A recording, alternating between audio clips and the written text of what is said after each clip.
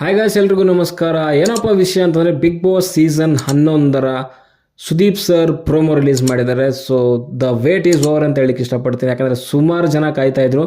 So ಈ ಬಾರಿಯ big Boss season 11ನ್ನು host ಮಾಡ್ತಿರೋವಂಥದ್ದು ಯಾರು ಅಂತ.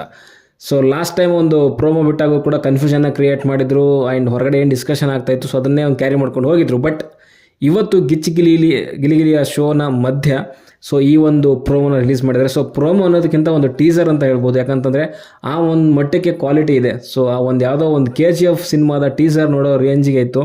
ಸೊ ಅಲ್ಲಿ ಯೂಸ್ ಮಾಡಿದಂಥ ಒಂದು ಪ್ರಾಪರ್ಟೀಸ್ ಆದರೂ ಆಗಿರ್ಬೋದು, ಆ ಸೆಟ್ ಆದರೂ ಆಗಿರ್ಬೋದು ಆ್ಯಂಡ್ ಜನಗಳಾದರೂ ಆಗಿರ್ಬೋದು.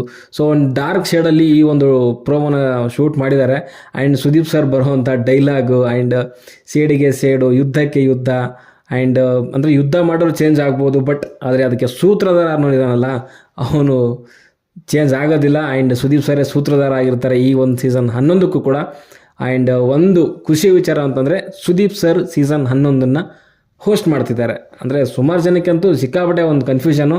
ಅಂದರೆ ಸುದೀಪ್ ಸರ್ ಈ ಸರಿ ಬಿಟ್ಬಿಡ್ತಾರೆ, ರಿಷಬ್ ಬಂದುಬಿಡ್ತಾರೆ ಆ್ಯಂಡ್ ರಮೇಶ್ ಅರವಿಂದ್ ಸರ್ ಬರ್ಬೋದು ಅಂತ ಹೇಳಿದರು. ಬಟ್ ನಾನು ಸ್ಟಾರ್ಟಿಂಗಿಂದ ಹೇಳ್ತಾ ಇದ್ದೀನಿ ಸುದೀಪ್ ಸರನ್ನೇ ಏನಂತಂದರೆ ಈ ಒಂದು ಸೀಸನ್ನ ನಡೆಸ್ಕೊಡ್ತಾರೆ ಅಂತ. ಯಾಕಂದರೆ ಸುದೀಪ್ ಸರ್ನ ಚೇಂಜ್ ಮಾಡುವಂಥದ್ದು ಅಷ್ಟು ಈಸಿ ಅಲ್ಲ, ಯಾಕಂತಂದರೆ ಇಷ್ಟು ಸೀಸನ್ನ ಒಂದು ಫಾಲೋ ಮಾಡ್ಕೊಂಡು ಬಂದಿದ್ದಾರೆ. ಆ್ಯಂಡ್ ಸಡನ್ನಾಗಿ ಚೇಂಜ್ ಮಾಡಿದ್ರೆ ಏನಾಗುತ್ತೆ ಅಂದರೆ ವ್ಯೂವರ್ಶಿಪ್ ಕಡಿಮೆ ಬಂದುಬಿಡುತ್ತೆ ಆ್ಯಂಡ್ ಸ್ಪಾನ್ಸರ್ಗಳು ಬರೋಲ್ಲ. ಮೇನ್ ಆಗಿ ಅವ್ರಿಗೆ ಸ್ಪಾನ್ಸರ್ ಬರೋಲ್ಲ. ಆ್ಯಂಡ್ ಬಿಗ್ ಬಾಸ್ ಮನೆಯ ಒಂದು ಬಂಡವಾಳ ಹಾಕಿರ್ತಾರೆ. ಸೊ ಬಿಗ್ ಬಾಸ್ ಮನೆ ಅಷ್ಟು ದೊಡ್ಡದಾಗಿ ಕಟ್ಬಿಟ್ಟು ಸೊ ಅದನ್ನು ಬಂಡವಾಳ ತೆಕ್ಕೋಬೇಕು ಅಂತಂದರೆ ಸೊ ಅದಕ್ಕೆ ಸುದೀಪ್ ಸರ್ ಮುಖ್ಯ ಕಾರಣ ಆಗ್ತಾರೆ. ಯಾಕಂತಂದರೆ ಇವಾಗ ಬಿಗ್ ಬಾಸ್ ಎಷ್ಟು ಜನ ಬಿಗ್ ಬಾಸ್ಗೋಸ್ಕರ ನೋಡ್ತಾರೋ ಅಷ್ಟೇ ಅರ್ಧ ಜನ ಸೊ ಸುದೀಪ್ ಸರ್ ಇದ್ದಾರೆ ಅನ್ನೋದಕ್ಕೋಸ್ಕರ ಬಿಗ್ ಬಾಸ್ ನೋಡ್ತಾರೆ.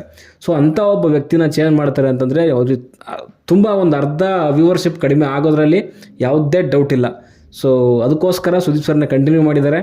ಆ್ಯಂಡ್ ಎಲ್ಲರ ಒಂದು ನಿರೀಕ್ಷೆ ಏನಿತ್ತು ಸೊ ಅದು ಮತ್ತೆ ಹುಟ್ಕೊತಿದೆ ಇವಾಗ ಸುದೀಪ್ ಸರ್ ಬರ್ತಾರೆ ಅಂತಂದಿದ್ದಕ್ಕೆ.